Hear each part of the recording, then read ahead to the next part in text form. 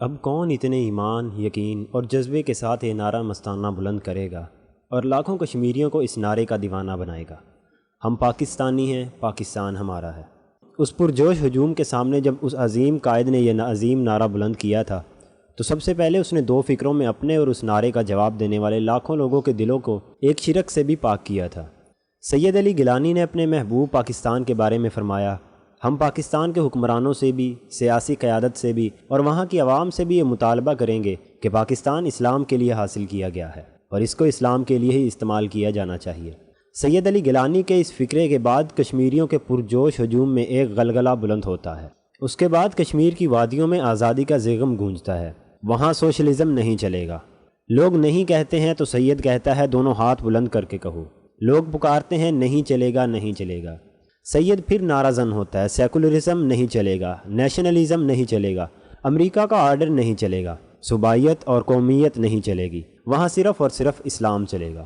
لوگوں نے سید کے نعروں کا بھرپور جواب دیا تو اللہ کی ذات پر توکل رکھنے والے اس مرد درویش نے ہجوم سے کہا، سب بولو انشاءاللہ۔ یہ نعرہ 3 دفعہ لگوایا۔ یہ ایک نعرہ نہیں، سید الانبیاء صلی اللہ علیہ وسلم کی سنت اور اللہ کی ذات پر کامل ایمان کا اعلان تھا۔ اس کے بعد سید علی گیلانی نے پاکستان سے اپنے رشتے کی غرض و غایت واضح کی۔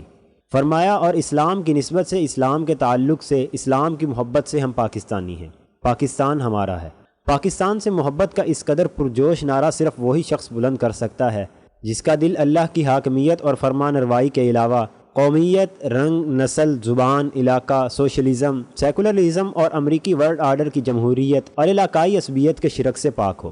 سید علی گیلانی نے اس مملکت خداداد پاکستان کی بنیادیں استوار ہوتے اپنی آنکھوں سے دیکھی تھی۔ کون تھا جو اس وقت یہ جرت بھی کر سکتا کہ ہم ایک ایسا ملک حاصل کرنے جا رہے ہیں جس میں معاشی ترقی ہوگی، فکری آزادی ہوگی، جمہوری اقدار ہوگی۔ پاکستان کے آرکائیوز ایسی ہزاروں تقریروں، قراردادوں اور روایتوں سے بھرے ہوئے ہیں جو 23 مارچ 1940 کی قرارداد لاہور سے لے کر 14 اگست 1947 کی صبح آزادی تک قائد اعظم محمد علی جناح سے لے کر چھوٹے سے چھوٹے مسلم لیگی لیڈر نے کی تھی۔ ہر کسی کے ہونٹوں پر صرف اور صرف ایک ہی نعرہ تھا کہ ہم مسلمانوں کے لیے ایک علیحدہ وطن چاہتے ہیں جہاں ہم اللہ اور اس کے رسول کا دین نافذ کرنے میں آزاد و خود مختار ہوں۔ اگر ان مسلم لیگی رہنماؤں میں سے کوئی ایک بھی معاشی مجبوری یا فکری آزادی کا تذکرہ بھی کرتا تو لوگ اسے سٹیج سے اتار دیتے۔ مسلم لیگ کے لیڈر تو اس قدر جذباتی نعرہ بازی کرتے تھے کہ پورے پنجاب میں مسلم لیگ کو مسلم لیگ کہتے تھے۔ لیگ پنجابی میں لکیر کو کہتے ہیں۔ وہ فضا میں انگلی سے ایک لیگ یعنی لکیر کھینچتے اور کہتے، یہ مسلم لیگ ایک لکیر ہے، جو اس طرف ہے وہ مسلمان ہے اور جو دوسری طرف ہے وہ کافر۔ ہم 72 سال تک یہ سبق بھولے رہے، لیکن کشمیری حریت پسندوں نے یہ سبق یاد بھی رکھا اور 1 لاکھ شہداء کی قربانی سے اس سرزمین اسلام کی آبیاری کی۔ دنیا بھر میں آزادی کی تحریکیں اپنے خطے کے لیے چلتی ہیں، لیکن کشمیر اس دھرتی کا نام ہے جس نے ایک ایسے خواب کی تکمیل کے لیے 100 سال تحریک چلائی جس کا نام پاکستان تھا۔ وہ خطہ ان سے الگ تھا، مگر وہ اس کے ساتھ اس لیے شامل ہونا چاہتے تھے کیونکہ وہ اس کے لیے حاصل کیا گیا تھا کہ وہاں اسلام نافذ ہوگا۔ سید علی گیلانی کا کمال یہ تھا کہ اس نے زندگی بھر کشمیریوں کا یہ خواب ٹوٹنے نہیں دیا۔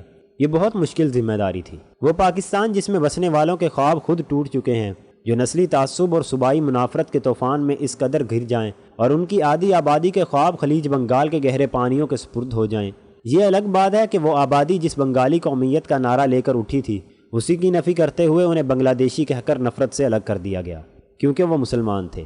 جس ملک میں انگریز بہادر کی کھینچی ہوئی لکیروں پنجاب، سندھ، بلوچستان اور یادش بغیر سرحد میں صوبائی عصبیت کے خاردار پودے دھرتی کا سینہ برباد کر چکے ہوں، جہاں سیکولرزم اور لبرلزم کا بیج اس پرویز مشرف کی آمریت میں بویا جائے، جس نے خود اور جس کی زیر سایہ سپاہ نے نظریہ پاکستان کے تحفظ کی قسم اٹھائی ہو، جس ملک کے سیاسی اشرافیہ امریکہ کے ورلڈ آرڈر کی اس قدر غلام ہو کہ وہ ایسے ہر قانون کو نافذ کرنے کی کوشش کرے جو اسلام کے بنیادی عقائد سے متصادم ہو۔ ایسے ملک کے لیے محبت کے جذبے کو قائم رکھنا، اس کے لیے نوجوانوں کو شہادتوں کے نذرانے دینے کے لیے آمادہ کرنا اور اپنے شہیدوں کو پاکستان کے پرچم میں دفن کرنے کی روایت کو برقرار رکھنا، یہ حوصلہ، یہ عزم اور یہ استقلال صرف سید علی گیلانی کا خاصہ تھا جو مرتے دم تک قائم رہا۔ وہ کبھی پاکستان سے مایوس نہیں ہوئے اور نہ کبھی کشمیریوں کی لازوال جدوجہد سے دل برداشتہ۔ عظیم قائدین کی یہی خوبی ہوتی ہے کہ اگر ان کی نظروں میں منزل کا تعین ہو تو پھر وہ راستے کی کٹھنائیوں اور لوگوں کے تانوں سے دل برداشتہ ہو کر اپنا راستہ کھوٹا نہیں کرتے۔ جبکہ سید علی گیلانی کی منزل تو انبیاء کا مشن تھا، اللہ کی زمین پر اللہ کے احکامات کا نفاذ۔ ایسا تو انسانی تاریخ میں پہلی دفعہ ہوا تھا کہ دنیا بھر کی تمام اقوام نے اس فیصلے کو بے دلی سے ہی صحیح قبول کر لیا تھا کہ 2.5 ارب انسانوں کی دنیا میں 5 کروڑ مسلمانوں کو تقریباً 10,30,000 مربع کلومیٹر کا علاقہ اس لیے دیا جائے کہ وہاں صرف اور صرف مسلمان آباد ہوں گے، اور پھر جہاں مسلمان آزاد و خود مختار ہوں وہاں اللہ ان پر ایک اہم ذمہ داری عائد کرتا ہے۔ اگر ہم زمین میں ان کے پاؤں جما دیں تو یہ نماز قائم کریں، زکوٰۃ ادا کریں، نیکی کا حکم دیں اور برائی سے منع کریں۔ اللہ نے ہمارے پاؤں پاکستان کی زمین پر جما دیے، لیکن ہم نے اللہ کے کسی ایک حکم کو بھی اس زمین پر نافذ کرنے کی کوشش نہ کی۔ پھر ہم سے 1.5 لاکھ مربع کلومیٹر چھین لیا گیا۔ اس کے باوجود ہمارے حالات بدلے نہ خیالات، مگر ہماری منافقتوں کے باوجود کشمیری اس سرزمین کی محبت میں جان دیتے رہے۔ سید علی گیلانی نعرہ زن رہے، مگر زندگی کے آخری ایام میں اس بیمار قائد کی نظروں کے سامنے میرے اللہ نے یقین کا ایک اور دروازہ کھول دیا تھا، ایمان کی پختگی کا ایک اور رستہ وا کر دیا تھا۔ تاریخ نے بہت بڑی گواہی دی کہ روس کے خلاف افغانوں نے جنگ پاکستان کی مدد سے جیتی تھی، لیکن امریکہ کے خلاف فتح مبین میں وہی پاکستان امریکہ کا نان نیٹو اتحادی تھا۔ اللہ نے اس جنگ کو تھوڑے سے بھروسے اور تھوڑے سے شرک سے بھی پاک کر دیا۔ پاک ہے وہ ذات توکل کو ہر شرک سے پاک کر دیتا ہے۔ سید علی گیلانی کا پاکستان وہ کعبہ ہے جس میں نسل، رنگ، صوبائیت، سیکولر لبرلزم کے لاتعداد بت سجے ہوئے ہیں۔ یہ بت اس کعبہ کے مکین خود صاف کر لیں تو بہتر ہے، ورنہ اللہ کی طرف سے بدترین عذاب ان کی راہ دیکھ رہا ہے، جبکہ ذلت اور رسوائی کا ایک عذاب تو ہم پر پہلے سے مسلط ہے۔